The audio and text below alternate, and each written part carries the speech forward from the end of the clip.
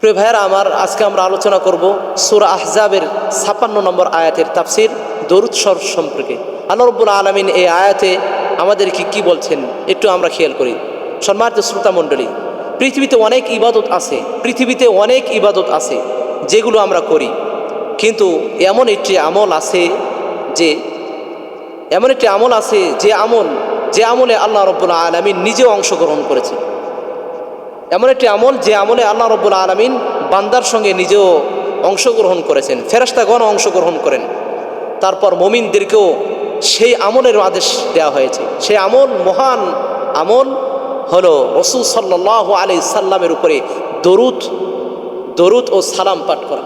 প্রিয় ভাইয়েরা আমার, আল্লাহ রাব্বুল আলামিন আয়াতে ইরশাদ করেন, আল্লাহ তাআলা বলছেন, ইন্নাল্লাহা ওয়া মালাইকাতাহু ইউসাল্লুনা আলান নবী ইয়া আইয়ুহাল্লাযীনা আমানু সাল্লু আলাইহি ওয়া সাল্লিমু তাসলিমা।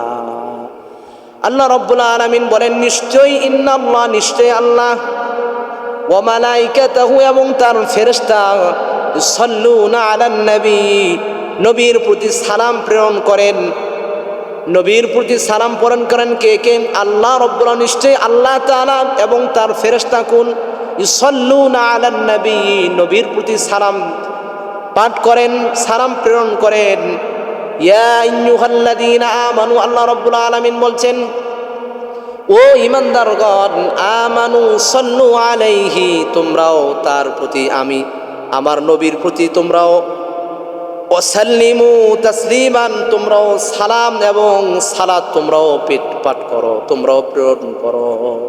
আল্লাহ রাব্বুল আলামিন নিজে তার নবীর প্রতি সালাম প্রেরণ করেন, ফেরেশতাগণও প্রেরণ করেন এবং আদেশ দিচ্ছেন, হে মুমিন বান্দারা, তোমরাও আমার নবীর উপরে তোমরাও সালাম এবং সালাত প্রেরণ করো। প্রিয় ভাইয়েরা আমার, এই আয়াতের বিশেষত্ব কি?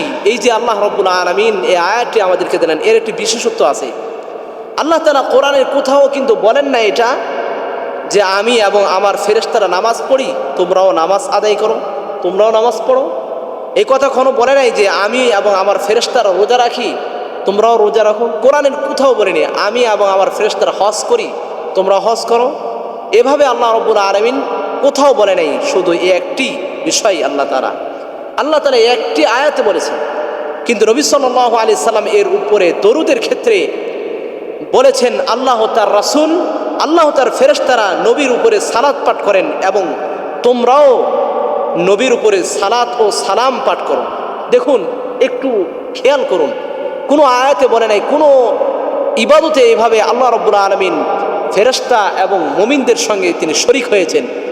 এই এমন একটি ইবাদত, যে ইবাদতের সঙ্গে আল্লাহ রাব্বুল আলামিন এবং ফেরেশতাকুল সকল ঈমানদারদেরকে তিনি নিজে শামিল হয়ে আদেশ করছেন যে তোমরাও এই ইবাদতটি করো। একটি মাত্র আমল, দরুদ পড়া।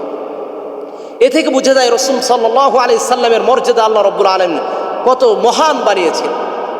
আল্লাহ তাআলা বলেছেন সূরা দোহাই, ওয়ালা সাউফা ইউতিকা রাব্বুকা ফাতারদা, হে আল্লাহ, হে নবী, আমি আপনাকে এমন দেওয়া দিব, এমন প্রতিদান দান করব, আমি আল্লাহ। ওয়ালা সাউফা ইউতিকা রাব্বুকা, আপনার রব আপনাকে এমন কিছু দান করবেন, ফাতারদা, আপনি সন্তুষ্ট হয়ে যাবেন। দেখুন, যেই আল্লাহ রাব্বুল আলামিন নিজে হাবিবকে সৃষ্টি করে সে হাবিবকে বন্ধু বানালেন, এরপরে সে হাবিবকে বন্ধু বানিয়ে তার উপর দরুদ নিজে পড়ছেন ভালোবেসে, ফেরেশতাদেরকে আদেশ করছেন এবং মুমিনদেরকে আদেশ করেছেন। তার কেমন মহান সম্মান উঁচু করেছেন। এখন আমাদেরকে জানতে হবে আল্লাহ রাব্বুল আলামিন সালাত প্রেরণ করেন, এর অর্থ কি? আল্লাহ রাব্বুল আলামিনের সালাত হলো ঊর্ধ্ব জগতে ফেরেশতাদের সামনে নবী সাল্লাল্লাহু আলাইহি সাল্লামের এর প্রশংসা করা। তা আল্লাহ রাব্বুল আলামিন যে নবীর উপরে দরুদ পাঠ করেন, এর অর্থ কি? ঊর্ধ্ব জগতে যত ফেরেশতাকুল আছে এদের সামনে নবীর মর্যাদা নবীর মর্যাদা সম্মান বৃদ্ধি করার তিনি নবীর সম্মান ও নবীর প্রশংসা করেন। অর্থাৎ তাদের সামনে, ঊর্ধ্ব জগতে ফেরেশতাদের সামনে আল্লাহ রাব্বুল আলামিন নবীর প্রশংসা করেন। আর ফেরেশতাদের সালাত কি? ফেরেশতারা নবী সাল্লাল্লাহু আলাইহি সাল্লাম এর জন্য রহমত ও বরকতের মর্যাদার বৃদ্ধির দোয়া করেন। ফেরেশতারা নবী সাল্লাল্লাহু আলাইহি সাল্লাম রহমত এবং বরকত ও মর্যাদা বৃদ্ধির দোয়া করেন। এখন সাধারণ মুমিন যারা আমরা মুমিন মুসলমান আছি, আমাদের দরুদ পাঠ করা, আমাদের সালাত ও সালাম পাঠ করার অর্থ কি? আমরা যখন বলি আল্লাহুম্মা সাল্লি আলা মুহাম্মদ, তখন আমরা আল্লাহ তাআলার কাছে নবী সাল্লাল্লাহু আলাইহি সাল্লাম এর জন্য রহমত ও সম্মান বরকত কামনা করি। আমরা যখন নবী সাল্লাল্লাহু আলাইহি সাল্লামের সামনে তার জন্য আমরা দরুদ পাঠ করি, এর অর্থ এটাই দাঁড়ায় যে আমরা রহমত ও সম্মান ও বরকত কামনা করছি আল্লাহ তাআলার কাছে। আল্লাহ, আপনি আমাদের নবীর সম্মান আরো বৃদ্ধি করে দিন, তার উপর বরকত নাজিল করুন, তার উপর রহমত নাজিল করুন, এগুলো আমরা কামনা করি। প্রিয় ভাইয়ার আমার, আয়াতের প্রেক্ষাপটটা কি ছিল? শানে নজুলটি কি ছিল? এই আয়াত কি জন্য অবতীর্ণ হলো? প্রিয় ভাইয়ার আমার, এই আয়াত অবতীর্ণ হয়েছে এক কঠিন মুহূর্তে, যেই সময় আল্লাহ রাব্বুল আলামিনের নবীর উপরে কাফের আর বেঈমান আর মুশরিক আর ইহুদি নাসারা তারা আল্লাহ রাব্বুল আলামিনের রসুলকে তারা টর্চারিং করতেছে, ভাষার দিক থেকে, কথার দিক থেকে, এভাবে তারা গোত্রীয়ভাবে, সম্পদের ভারে এভাবে তারা বিভিন্নভাবে রসুলকে তারা একেবারে খাপটে ধরেছেন। তারা অসম্মান করার জন্য, তার সম্মানকে ক্ষুণ্ণ করার জন্য, তাকে সম্মানহানি করার জন্য এই মুহূর্তে আল্লাহ রাব্বুল আলামিন আসমান থেকে এই জমিনে নবীর প্রতি ফেরেশতার মাধ্যমে সান্ত্বনামূলক আল্লাহ রাব্বুল আলামিন তার মর্যাদাকে বৃদ্ধি করার জন্য আল্লাহ তাআলা এই আয়াতটি অবতীর্ণ করে দিয়েছেন। সুবহানাল্লাহ, কত মহান একটি আয়াত! কি সময় আল্লাহ তাআলা অবতীর্ণ করেন। প্রিয় ভাইয়েরা আমার, এই জন্য যখন আল্লাহ রাব্বুল আলামিন এই আয়াতটি নবীর প্রতি অবতীর্ণ করলেন, সাহাবায়ে কেরামকে নবী সাল্লাল্লাহু আলাইহি সাল্লাম জানান দিলেন যে আমার উপর নবী পাঠ, আমার উপর দরুদ পাঠ করতে হবে। তখন সাহাবেরা ব্যাকুল হয়ে গেল, কিভাবে আমরা পাঠ করব। হযরত কাব ইবনে উযারা রাদিয়াল্লাহু তাআলা আনহু বর্ণনা, তিনি বলেন, বুখারীর বর্ণনা এসেছে 6357 নম্বর হাদিসে, তিনি বলেন, কুল্লা ইয়া রাসূলুল্লাহ ক্বাদ আলিমনা কাইফাস সালামু আলাইকা। হে আল্লাহর হাবিব, আমরা তো জানি আপনার উপরে কিভাবে আমরা আপনাকে সালাম পেশ করি, এটা আমরা জেনেছি, আপনি আমাদেরকে জানিয়েছেন, আমল আমরা করি। ওয়া কাইফা নুসাল্লি আলাইকা, আপনি এই বিষয়টি আমাদেরকে জানান, কিভাবে আপনার প্রতি আমরা দরুদ পাঠ করব। আল্লাহর হাবিব তখন বললেন, কুলু আল্লাহুম্মা সাল্লি আলা মুহাম্মাদিন ওয়া আলা আলি মুহাম্মাদ কামা সাল্লাইতা আলা ইব্রাহিম ওয়া আলা আলি ইব্রাহিম ইন্নাকা হামিদুম মাজিদ। আল্লাহুম্মা বারিক আলা মুহাম্মাদ ওয়া আলা আলি মুহাম্মাদ কামা বারাকতা আলা ইব্রাহিম ওয়া আলা আলি ইব্রাহিম ইন্নাকা হামিদুম মাজিদ। সাহাবীদেরকে তিনি এই দরুদে ইব্রাহিম শিক্ষা দিলেন। প্রিয় ভাইয়েরা আমার, এখান থেকে সুস্পষ্ট একটি বিষয় হচ্ছে, দরুদে ইব্রাহিম সাহাবীদেরকে শিখাই দিলেন। আজকে আমাদের সমাজে এক শ্রেণীর ভাইয়েরা রয়েছেন, তারা সুন্নি দাবি করেন, কিন্তু তারা নবীকে হাজের নাজের মানেন, তারা নবীকে সামনে রেখে তারা সালাম প্রদর্শন করেন, এরকম মনে করেন। নবীর উপর তারা দাঁড়িয়ে সালাম দেন, তারা বিভিন্ন এভাবে দরুদ তারা বানান করেন। কিন্তু ভাইয়েরা আমার, আমি আপনাদেরকে এটাই বলবো, আল্লাহর হাবিব সাহাবীদেরকে যে উত্তম দরুদটি শিক্ষা দান করেছেন, এই দরুদটি, যেই দরুদটি নামাজে পড়া আমাদের জন্য সুন্নাহ বানিয়েছেন, এই দরুদটি যদি আমি বেশি আমল করি, আশা করছি এই আল্লাহ রাব্বুল আলামিনের হাবিবের শিখানো পদ্ধতিতে যদি আমরা ফলো করি, তাহলে আমরা তার উপর বেশি সওয়াব অর্জিত করতে পারবো, আমরা তার সম্মান বৃদ্ধি বেশি করতে পারবো। এই জন্য আমরা এই বিষয়গুলো আঁকড়ে ধরবো। প্রিয় ভাইয়ারা আমার, আসুন আমরা দরুদের ফজিলতকে আমরা জেনে নেই। দরুদ এমন একটি ইবাদত যার ফজিলত সহিহ মুসলিমের বর্ণনা এসেছে 408 নম্বর হাদিসে, সাইয়েদনা আবু হুরায়রা রাদিয়াল্লাহু তাআলা আনহু বর্ণিত, তিনি বলেন, রাসূলুল্লাহ সাল্লাল্লাহু আলাইহি সাল্লাম বলেছেন, মান সাল্লা আলাইয়া ওয়াহিদান সাল্লাল্লাহু আলাইহি আশরান। আল্লাহ রাসূল সাল্লাল্লাহু আলাইহি সাল্লাম বলেন, কোনো ব্যক্তি যদি আমি রাসূলের প্রতি একবার দরুদ পাঠ করে, একবার, কতবার? একবার, শুধু বলল সাল্লাল্লাহু আলাইহি সাল্লাম, অথবা দরুদ ইব্রাহিম বলল, আল্লাহুম্মা সাল্লি আলা সাইয়্যিদিনা বলল, আল্লাহর হাবিব বলেন সাল্লাল্লাহু আলাইহি আশরান, সেই বান্দার প্রতি আল্লাহ রাব্বুল আলামিন 10টি রহমত অবতীর্ণ করেন। সুবহানাল্লাহ, কত বরকতপূর্ণ একটি আমল। প্রিয় ভাইয়েরা আমার, এজন্য আমরা এই একটি আমল যদি আঁকড়ে ধরি, আমাদের জীবন পরিবর্তন হয়ে যাবে। সুনানে নাসাইতে এসেছে 1297 নম্বর হাদিসে, আল্লাহর হাবিব সাল্লাল্লাহু আলাইহি সাল্লাম, আনাস ইবনে মালিক রাদিয়াল্লাহু তাআলা আনহু বর্ণিত, রাসূলুল্লাহ সাল্লাল্লাহু আলাইহি সাল্লাম বলেন, মান সাল্লা আলাইয়া সালাতান ওয়াহিদান সাল্লাল্লাহু আলাইহি আশরা সালাওয়াতিন ওয়া হুত্তাত আনহু আশরু খাতিয়াতিন ওয়া রুফিআত লাহু আশরু দারাজাতিন। আল্লাহর হাবিব বলেন, যে কোনো ব্যক্তি যদি, কোনো উম্মত যদি আমি রসুলের প্রতি একবার দরুদ পাঠ করে, আল্লাহ রব্বুল আলামিন খুশি হয়ে সেই বান্দার 10টি গুনাহ আল্লাহ রব্বুল আলামিন মাফ করে দেন। সুবহানাল্লাহ। দ্বিতীয় নম্বরে সেই বান্দা থেকে আল্লাহ রব্বুল আলামিন তার 10টি মর্তবা আল্লাহ রব্বুল আলামিন তার উঁচু করে দেন। সুবহানাল্লাহ। এবং আল্লাহ রব্বুল আলামিন সেই বান্দার প্রতি 10টি রহমত অবতীর্ণ করেন। সুবহানাল্লাহ। কত বড় ফজিলতপূর্ণ আমল! একটি মাত্র আমল, একবার দরুদ পাঠ করছেন, এর কারণে আল্লাহ তাআলা খুশি হয়ে 10টি রহমত আমাদের উপর বর্ষিত করবেন, 10টি গুনাহ মাফ করে দিবেন, 10টি মর্তবা 10 বার মর্তবা আরো বৃদ্ধি করে দিবেন। এই জন্য একটি আমল যদি আপনি আমি জীবনে ফিট করতে পারি, অভ্যস্ত করতে পারি, কত যে আমাদের উপকার আসবে আপনি আমি মৃত্যুবরণ করার পরেই জানতে পারো। প্রিয় ভাইরা আমার, তারপর রাসূল সাল্লাল্লাহু আলাইহি ওয়াসাল্লাম জানিয়ে দিয়েছেন কত ফায়দা। এই জন্য দরুদ পাঠকারী কিয়ামতের দিন রাসূলের সবচেয়ে নিকট থাকবে। রাসূল সাল্লাল্লাহু আলাইহি সাল্লাম বলেছেন, তিরমিজির বর্ণনা এসেছে, 484 নম্বর হাদিসে এসেছে, হযরত আব্দুল্লাহ ইবনে মাসউদ রাদিয়াল্লাহু তাআলা আনহু বলেন, রাসূলুল্লাহ সাল্লাল্লাহু আলাইহি সাল্লাম বর্ণনা করেছেন, ইন্না আউলান নাসি বি ইয়াউমাল কিয়ামাতি আকসারুহুম আলাইয়া সালাতান, যে ইন্না আউলান নাস, মানুষদের মধ্যে, বি ইয়াউমাল কিয়ামা, কিয়ামতের ময়দানে সবচেয়ে নিকটবর্তী ওই উম্মত আমার থাকবে, যে আকসারুহুম আলাইয়া সালাতান, যে আমি নবীর প্রতি, যে ব্যক্তি, যে উম্মত আমি নবীর প্রতি অসংখ্য অগণিত অধিক দরুদ পাঠ করেছে। আপনি আমি কি চাই না নবীর শাফাত লাভ করতে? আপনি আমি কি চাই না নবীর নিকটবর্তী হইতে?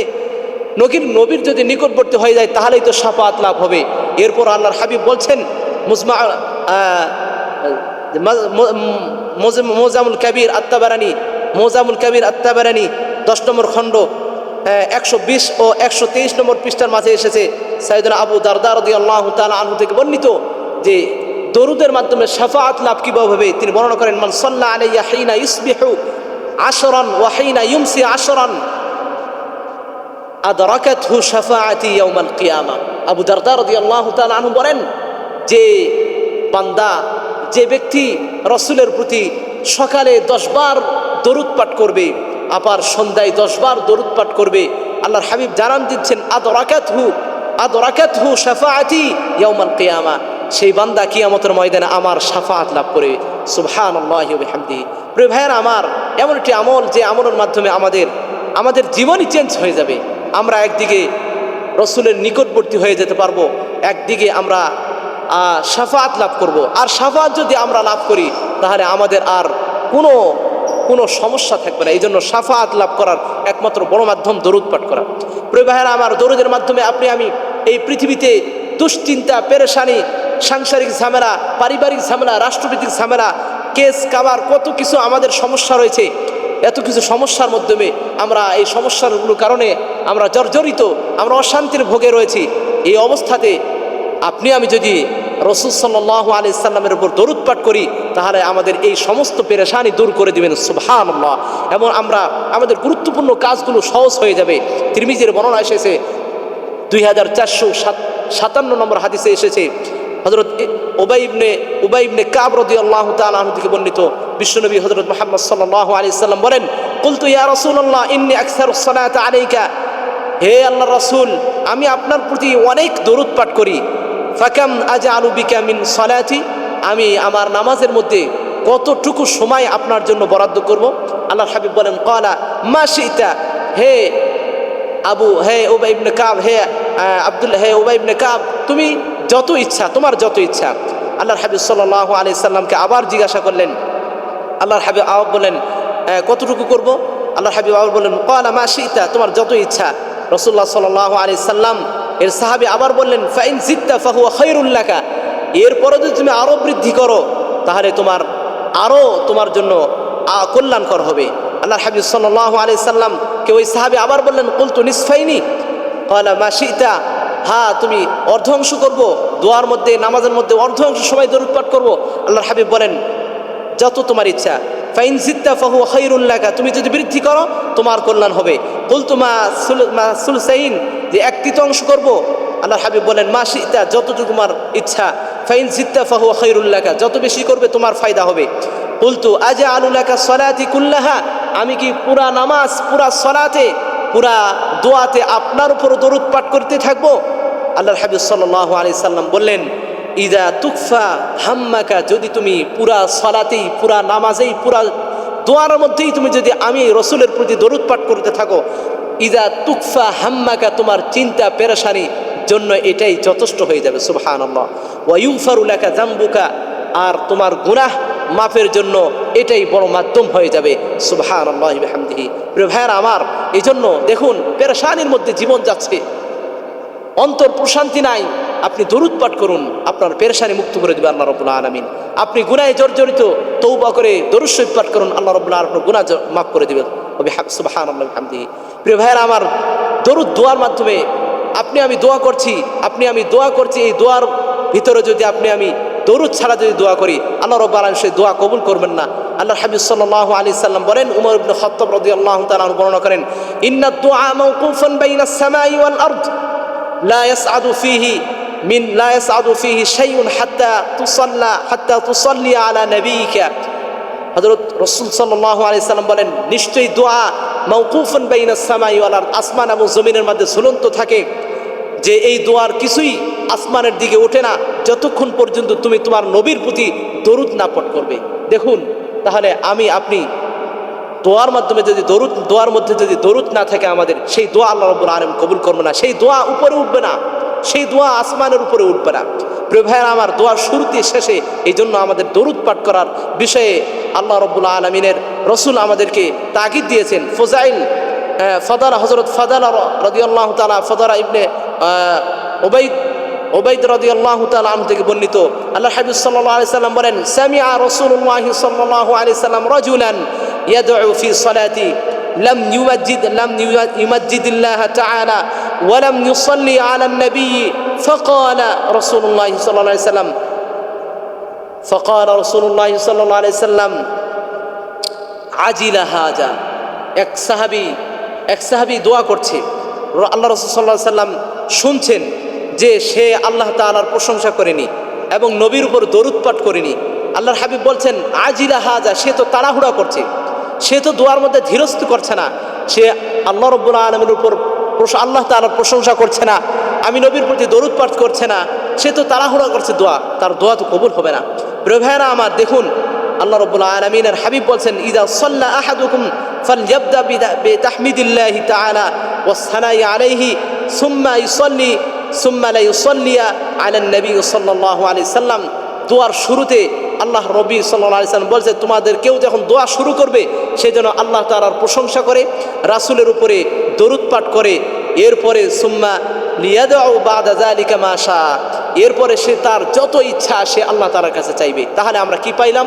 দোয়ার শুরুতে আল্লাহ তাআলার প্রশংসা, নবীর উপরে দরুদ, আবার দোয়া শেষ হয়েছে আল্লাহ তাআলার প্রশংসা শেষ করে নবীর উপরে দরুদ শেষ করে যদি আপনি আমি দোয়া করতে পারি, তাহলে সেই দোয়াটি আল্লাহ রাব্বুল আলামিন কবুল করবেন ইনশাআল্লাহ। প্রিয় ভাইয়েরা আমার, এই জন্য হযরত আলী রাদিয়াল্লাহু তাআলা আনহু বলেন, কুল্লু দুআইন মাহজুবুন হাত্তা ইউসাল্লি আলা মুহাম্মাদিন, প্রত্যেকটি দোয়া আবৃত থাকে, প্রত্যেকটি দোয়া ঢাকা থাকে যতক্ষণ পর্যন্ত মুহাম্মদ সাল্লাল্লাহু আলাইহি সাল্লামের উপরে দরুদ না পাঠ করা হবে। এই জন্য আমরা অযথা সময়গুলো নষ্ট না করে আমরা অহেতুক যখন বসে থাকি, আমরা ফ্রি সময় থাকি, আল্লাহ রাব্বুল আলামিনের হাবিবের উপর দরুদ পাঠ করব। কারণ আল্লাহ রাব্বুল আলামিন নিজেই, ফেরেশতাকুল এবং সমস্ত মুমিনরা আল্লাহ রসুলের উপরে দরুদ পাঠ করেছে।